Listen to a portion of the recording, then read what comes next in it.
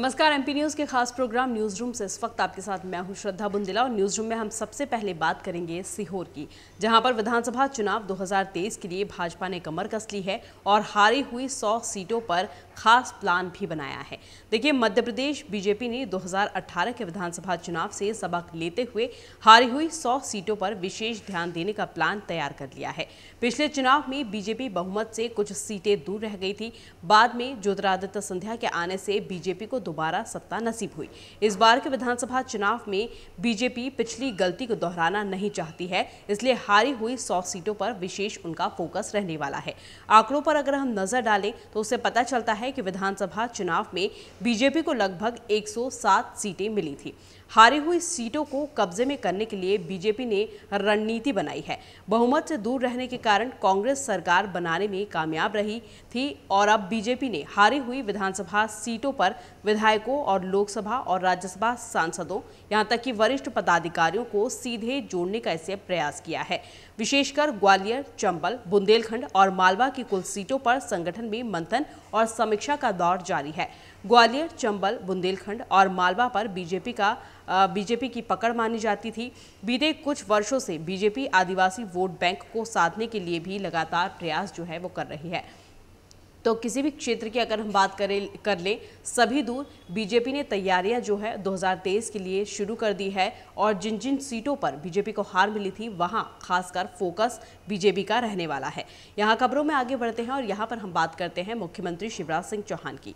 देखिए, शिक्षक दिवस की पूर्व संध्या पर प्रदेश भर के 18,000 नवयुवक शिक्षक आज राजधानी के भेल दशहरा मैदान में प्रशिक्षण कार्यक्रम के लिए एकत्रित हुए।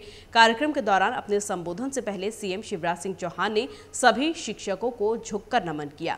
मैंने गुरुजी के नाते आपको प्रणाम किया है, लेकिन आप हमारे छोटे भाई बहन भी हैं। आप कर्मचारी नहीं, आप बच्चों का भविष्य गढ़ने वाले हैं। मैं जानता हूं कि जैसा आप इनका भविष्य बनाएंगे वैसा ही ये आगे जाकर बनने वाले हैं।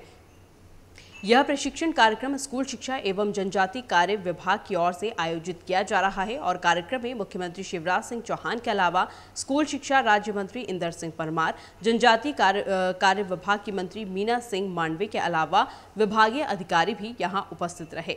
खबरों में आगे बढ़ते हैं और यहां पर हम बात करते हैं महाकाल की, जहां पर ज्योतिर्लिंग महाकाल मंदिर में अश्विन कृष्ण एकादशी यानी कि 21 सितंबर से 5 दिवसीय उमा सांची महोत्सव की शुरुआत होने वाली है। 5 दिन तक मंदिर के सभा मंडप में पुजारी पुरोहित रंगोली के रंग से सांची सजाएंगे। विभिन्न धार्मिक झांकियों का यहां निर्माण होगा। भगवान महाकाल कोटि तीर्थ कुंड में नौका विहार करेंगे और मंदिर समिति द्वारा 5 दिवसीय सांस्कृतिक आयोजन के लिए प्रविष्टियां आमंत्रित की गई है। भव्य आयोजन ये होने वाला है और श्रद्धालुओं की संख्या को देखते हुए खास तैयारियां भी यहां पर की जा रही है।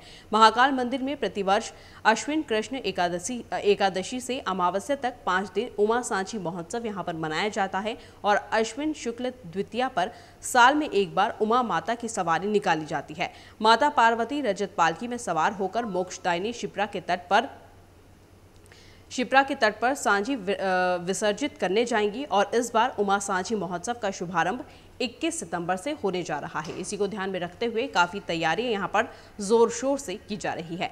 खबरों में आगे बढ़ते हैं और यहां पर बात करते हैं भोपाल की, जहां पर प्रदेश में पोषण की खातिर बच्चों को अंडा परोसने का मुद्दा एक बार फिर से चर्चाओं में बना हुआ था।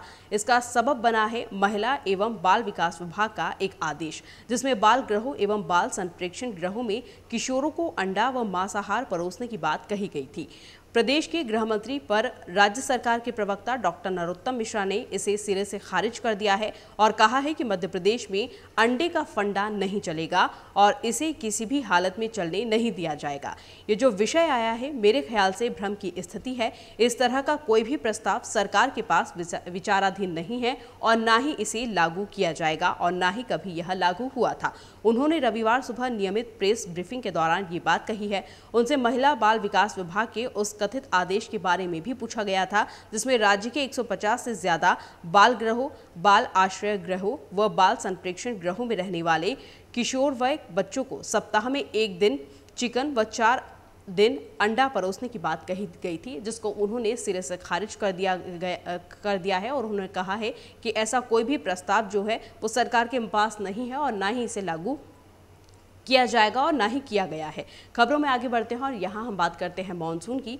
मानसून ट्रफ अभी भी हिमालय में ही है, लेकिन वर्तमान में दक्षिण पूर्वी मध्य प्रदेश से लेकर तमिलनाडु तक एक ट्रफ लाइन बनी हुई है। मौसम वैज्ञानिकों के मुताबिक इस मौसम प्रणाली के असर से रविवार को भोपाल, इंदौर, जबलपुर, नर्मदापुरम और उज्जैन संभाग के जिलों में गरज चमक के साथ साथ वर्षा होने की संभावना जो है वो जताई थी। कहा जा रहा था कि दिन के बाद वर्षा हो सकती है, लेकिन अभी इंदौर में फिलहाल ऐसा कुछ भी देखने के लिए नहीं बन रहा है। रात होते होते लगता है कि बारिश होने की संभावना है। और इसी के साथ हम आपको बता दें कि राजधानी में भी आंशिक बादलों के बीच धूप भी निकलने से उमस यहां पर बढ़ चुकी है और दोपहर बाद वर्षा होने के आसार भी भोपाल में जताए गए थे। फिलहाल न्यूज रूम में इतना ही। हम फिर हाजिर होंगे कुछ न्यू अपडेट्स के साथ। तब तक के लिए नमस्कार। एमपी की नब्ज, एमपी का हाल, मध्य प्रदेश की हर खबर एमपी न्यूज टीवी के साथ। लगातार खबरों के लिए सब्सक्राइब करें हमारा YouTube channel MP news TV. Latest updates के लिए बेल आइकन दबाना जरा भी न भूलें।